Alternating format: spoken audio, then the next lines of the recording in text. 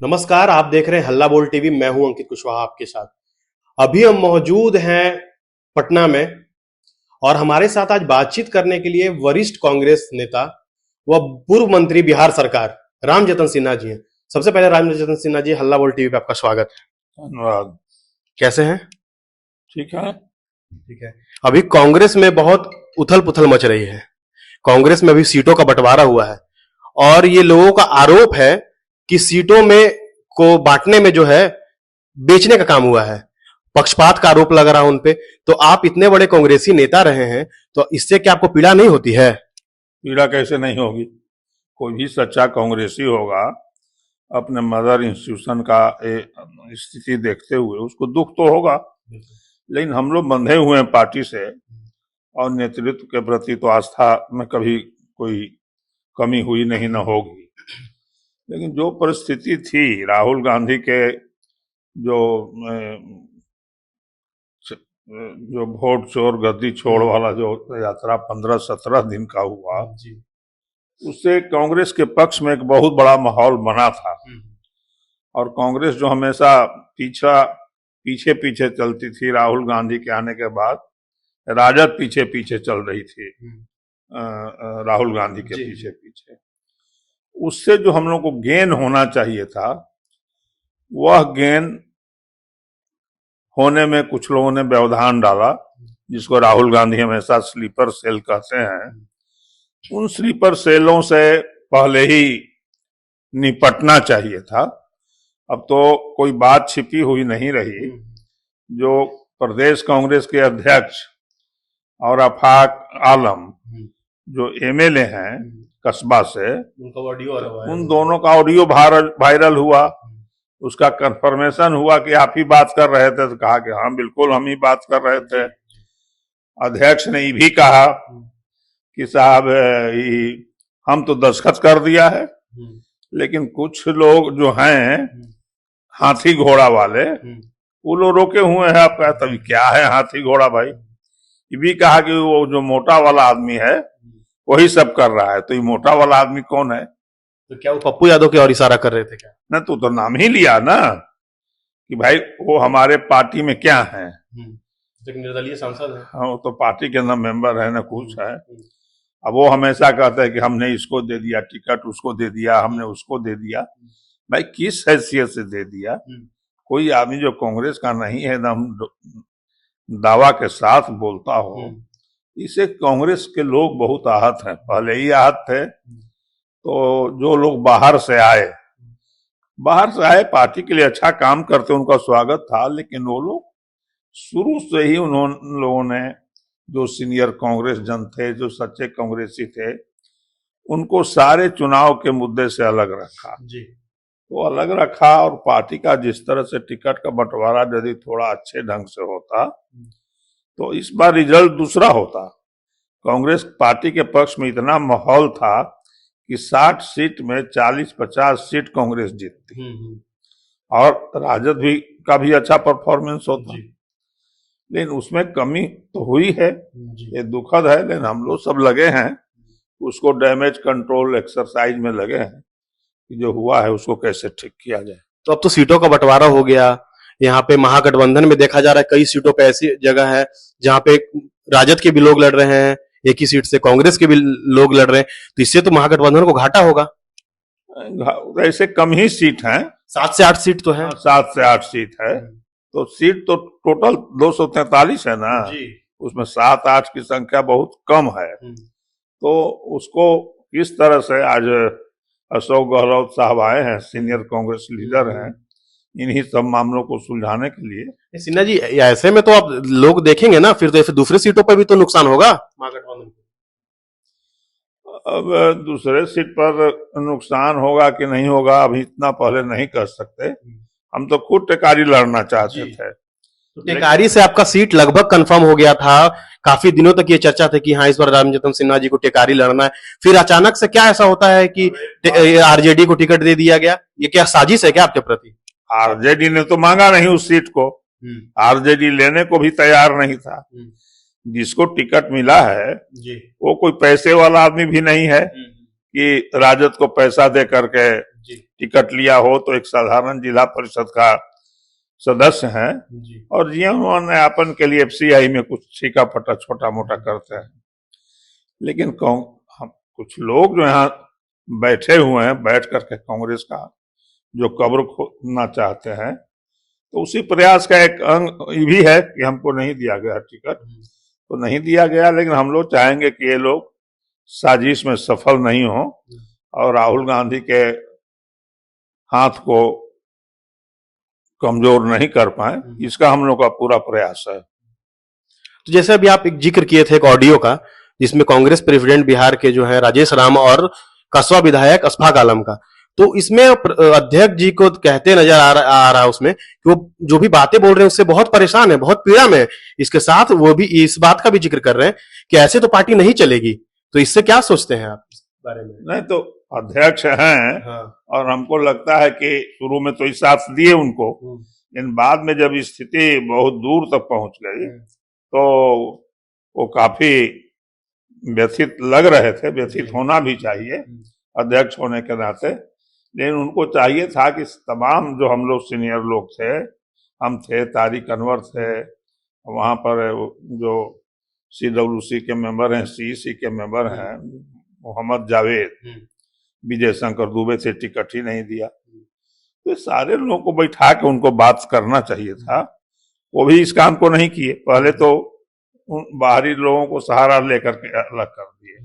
अब राहुल जी इन बातों को तो नहीं जानते, राहुल जी के जो नीचे के लोग हैं उसका भी नाम लिया उन्होंने। जी उन्होंने, अध्यक्ष ने उसके नीचे वाले का भी नाम लिया कि वो भी इस मामले में इन्वॉल्व है। तो बात तो यह है, अब वहां पर किस हैसियत से आदित्य राज को नॉमिनेशन कराने के लिए ले गए लालगंज में, जी और उनको वहां से खेदा गया, पप्पू यादव खदरा गए।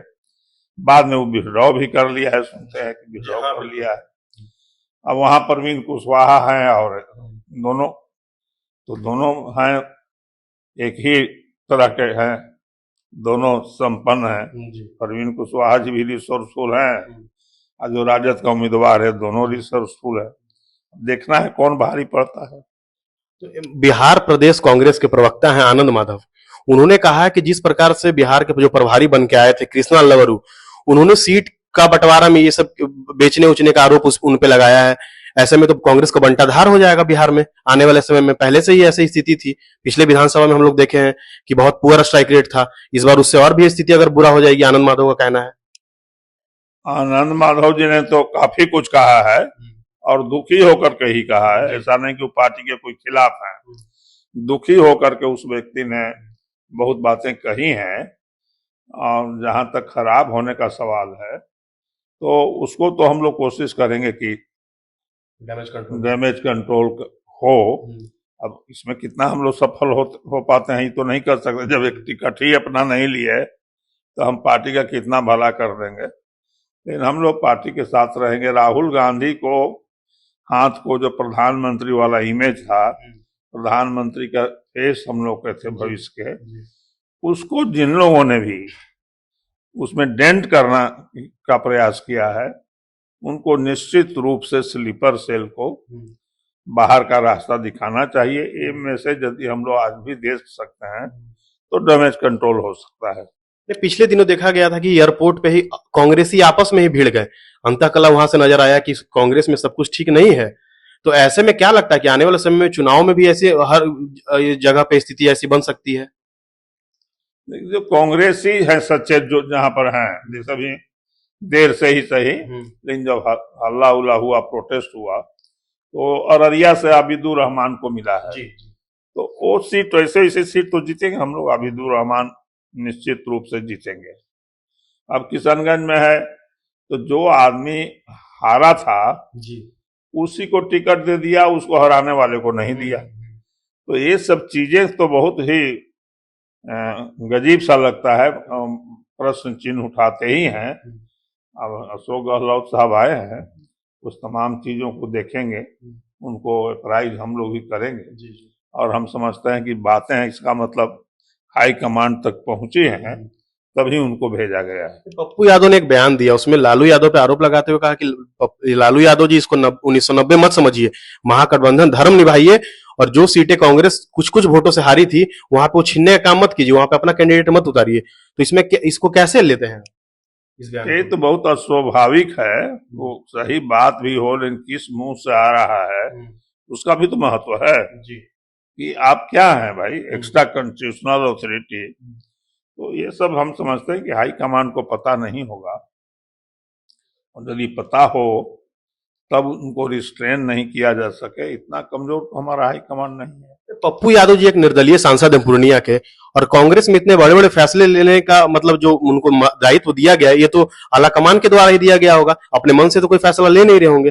तो ऐसे में तो ये कांग्रेसियों के, जहां कांग्रेस के जो अध्यक्ष हैं या फिर अन्य लोग हैं, तो उनका तो मतलब मनोबल गिरेगा ना कि एक निर्दलीय सांसद को इतना महत्व दिया जा रहा है, हम अध्यक्ष हैं, मेरे से ऊपर वो फैसला ले रहे हैं। नहीं, अध्यक्ष के ऊपर फैसला वो लेते होंगे, लेकिन जो प्रभारी हैं जी।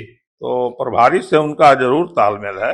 प्रभारी अक्सर उनके यहाँ जाते थे। हाँ, तो प्रभारी अपना उनको एक प्रोटेक्शन वाल के रूप में यूज करते हैं, तो इसलिए कहीं ना कहीं से तो उनको है, लेकिन हम समझते हैं हाई कमान को इस बात का पता नहीं। अभी तक हाईकमान को पता नहीं है। पता होता तो फिर उनको पार्टी में शामिल कर लेती, यदि इतना उनके प्रति समर्पण, पार्टी का समर्थन होता तो मेंबर बनाने में क्या दिक्कत। नहीं तो राहुल गांधी जी जब भी बिहार में आए तो पप्पू यादव, कन्हैया कुमार से तो जरूर मिले, उसमें पप्पू यादव तो सम्मिलित एकदम अनिवार्य है उनका आना। नहीं है, देखिए वो सब जगह ये लगाते थे जी। होर्डिंग वगैरह, ये सब लगाते थे सदाकत आश्रम से भी, लेकिन गाड़ी पे आए तो उनके तरफ देखा भी नहीं, उनसे बात नहीं किया। नहीं, गाड़ी पे एक बार नहीं चढ़ा, उसके बाद मुलाकात तो हुआ पूर्णिया में, उनका अच्छा से मुलाकात हुआ। पूर्णिया में मान तो कोई एयरपोर्ट पर चल जाएगा, कहीं चल जाएगा, तो क्या करेंगे छोटे जगह में। ऐसे ही पप्पू यादव को कहा जाता है कि वो प्रियंका गांधी के बहुत करीबी हैं, उनको देखा भी गया हर मंच पे, हर जगह पे प्रियंका गांधी के साथ में, तो शायद प्रियंका गांधी के कारण ही वो कांग्रेस में आ रहे हैं अब ये सामने। तो प्रियंका गांधी चाहती तो उनको पार्टी में शामिल करके कुछ बना देती। हम भी तो मोतिहारी में थे, प्रियंका जी आई थी, तो प्रियंका जी आई तो पहले ही एक हेलीकॉप्टर करके वहां पहुंच गए। यहाँ पहले तो आए थे उस सदाकत आश्रम, तो सदाकत आश्रम में उनको कोई जगह तवज्जो नहीं हुआ, तो यहाँ से निराश होकर हेलीकॉप्टर से वहां चले गए। वहां चले गए, मंच पर वो आए तो हम देखा हमने, और वो संचालन कर रहे थे सुशील पासी, जो सेक्रेटरी उस इलाके के हैं। तो प्रियंका जी तुरंत बोलना चाहती थी, कई लोग नहीं बोले, तो प्रियंका जी का, तारिक अनवर साहब नहीं बोले, तो प्रियंका जी का वो नाम पुकार दिया। उसके बाद वो खड़े हो गए कि ना जरा सा हम भी बोलेंगे। तो अब बताइए कि ऐसी स्थिति में कोई भी सेनर आदमी होगा जो सूझबूझ का होगा और उस बैकग्राउंड का आदमी होगा, वो क्या कहेगा कि नहीं नहीं भाषण नहीं देंगे। मतलब आपका कहना यह है कि पप्पू यादव जी को जगह नहीं मिल रही, लेकिन वो जबरदस्ती जगह बनाने में लगे हुए हैं। बिल्कुल लगे हुए हैं। तो ऐसे में जो कांग्रेस का बंटाधार हो रहा है, चाहे किसके कारण भी हो, ऐसे में तो आप लोग जो सीनियर लीडर है कांग्रेस के, अभी तक रहे हैं, पूर्व मंत्री रहे हैं, कांग्रेस के अध्यक्ष भी यहाँ पे रहे बिहार के, आप चीज का इलाज करेंगे जी, और बहुत अच्छे से इलाज करेंगे सिन्हा जी, लेकिन समय रहते अगर इलाज नहीं कीजिएगा तो देर ना हो जाएगा। समय रहते पार्टी में यदि विवाद करेंगे तो हम भी पार्टी को हार्म करने का काम करेंगे। तो कल राहुल जी कह सकते हैं कि साहब इन लोगों ने गलती किया, आप लोग भी तो यही करे थे। नहीं तो फिर आप भी अगर पार्टी को हार्म कीजिएगा तो आप में और उनमें अंतर क्या है? नहीं तो हम हार्म नहीं करेंगे, हम पार्टी को मजबूत करने के लिए काम करेंगे भी। और ये सारे इशूज है वो चुनाव के बाद अभी क्या सलाह देंगे आप? अभी जो बिहार कांग्रेस में सब कुछ अच्छा नहीं चल रहा है, महागठबंधन में अच्छा नहीं चल रहा है, तो ऐसे आप मुख्यमंत्री, रूप मुख्यमंत्री तो मुंगेरियल के हसीन सपना हो जाएंगे, न सरकार में नहीं आएंगे, ना आप साहनी जी बोलते हैं हम उप मुख्यमंत्री बनेंगे, तेजस्वी यादव जी बोलते हैं कि हम मुख्यमंत्री बनेंगे, जब सरकार में आइए नहीं कीजिएगा तो बनिएगा कैसे? नहीं, ये बात सारी बातें हैं, ये सारी बातें तो हुई हैं, इस समय पर इसको चेक हम लोग नहीं कर सके, क्योंकि हम लोग कोई डिसीजन मेकिंग जो प्रोसेस है, जो बॉडी है, उससे हम लोग बाहर हैं। अभी भी समय है कि जो सच्चे कांग्रेसी बिहार के हैं उनको आगे ला करके इन लोगों को बैकग्राउंड में किया जाए, ताकि जो कार्यकर्ताओं का आक्रोश है, अब जैसे सुनते हैं कि आज हाला बरूल जी भी आए हैं, उनको नहीं आना चाहिए था, थोड़ा भी इज्जत प्रतिष्ठा का ध्यान होता, उनको खुद हट जाना चाहिए था, जिस तरह से मीडिया में आ रहा है उनके बारे में और देवेंद्र यादव जी के बारे में, तो इन लोगों को खुद किनारा हो जाना चाहिए। जिस प्रकार से इन पे आरोप लगा है कृष्णा लवरू पे कि सीट बेचने का, इनके साथ कुछ और लोगों पे भी आरोप लगा है कि उनके साथ में मिल के साठगांठ में ये सीट बंटवारा हो रहा है। इसके वजह से उस दिन एयरपोर्ट पे लड़ाई हुआ, ये झगड़ा वो जो भी हुआ, आपसी विवाद हुआ कांग्रेसियों के बीच। तो इसको आप कैसे देखते हैं? इसका आप समर्थन करते हैं या खंडन करते हैं कि नहीं ऐसा नहीं हो सकता, सीट बेचने का काम नहीं हुआ है? सीट बंटवारे में गड़बड़ी तो हुई है जी, इसको नहीं स्वीकार करने से कार्यकर्ताओं में और आक्रोश बढ़ेगा। हम लोग इस पक्ष के हैं कि कार्यकर्ताओं में जो आक्रोश है प्रभारी के प्रति या टिकट बांटने के प्रोसेस में जो लोग इन्वॉल्व थे उनके प्रति, उसको कैसे कम किया जाए, ये हम लोग जरूर चाहते हैं। और हम लोग चाहेंगे कि ये लोग खुद डिसीजन लेके अभी चुनाव तक किनारे हो जाना चाहिए। आप इतने वरिष्ठ नेता हैं बिहार से कांग्रेस के, तो 1995 में जो बिहार में कांग्रेस की स्थिति थी और 1995 के बाद जो घटित हुई है बिहार में कांग्रेस की स्थिति, उसको क्या हुआ ऐसा कि अचानक से एकदम सब जज्बात बदल गए लोगों के, लोग आपसे दूर हो गए, सरकार में वापस नहीं आ पाए आप 1995 के बाद? नहीं, सरकार में हम नहीं आ पाएंगे। एक तो 90 के बाद, 90 के बाद तो एक तो जिस पार्टी ने हमको रिप्लेस किया सत्ता से जी। और उस समय का जो नेतृत्व था, खास करके सीताराम केसरी और कुछ लोग थे, तो इन लोगों ने उसी का पिछलगू बना दिया। और लहतन चौधरी जी अध्यक्ष थे, उसमें एक आदमी भी उस अलायंस के पक्ष में नहीं था, चाहे वो एमएलए हो चाहे सीनियर लीडर हो, सब लोग चाहते थे कि कांग्रेस एकला चलो और एक की नीति पर चले। लेकिन बाद में धीरे धीरे ऐसी परिस्थिति पैदा हो गई कि हमको राजद पर डिपेंड करना पड़ा। हमारा वोट बैंक था सो चला गया, लालू जी के डर से भाजपा में गया था और हम लालू जी के साथी हो गए। तो ये सारी परिस्थितियां हुई। तो परिस्थिति ऐसी क्या बनेगी जो आपको सत्ता से बेदखल किया, आज उन्हीं के साथ आप गठबंधन में है? उससे अलग होना पड़ेगा, लेकिन अलग होने का समय चुनाव का नहीं है, 5 साल पहले होना चाहिए था। आज चुनाव समाप्त हो जाएगा, तो लोकसभा की तैयारी आज ही से करना चाहिए। मतलब रामजतन सिन्हा जी ये बोल रहे हैं कि ये चुनाव में अगर हमारे पक्ष में अगर वोट लोगों का समर्थन नहीं आता है तो 2025 के बाद कांग्रेस को महागठबंधन से अलग हो जाना चाहिए, राजद से अलग हो जाना चाहिए। महागठबंधन अपने पैर पर खड़ा होना चाहिए, हम इसको इस रूप में कहेंगे कि अपने पैर पर खड़ा होने का, अपने पैरों को मजबूत करने का प्रयास करना चाहिए, ताकि स्वतंत्र रूप से हम बिहार में किसी भी चुनौती का मुकाबला कर सके।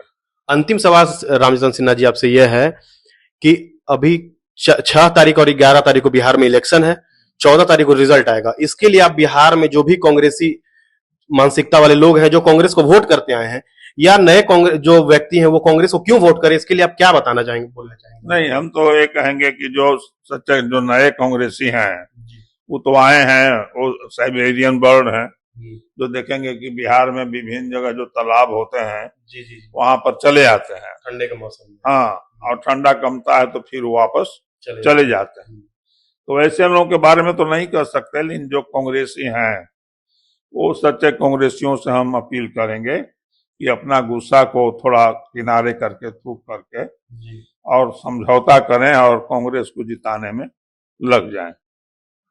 बहुत बहुत धन्यवाद।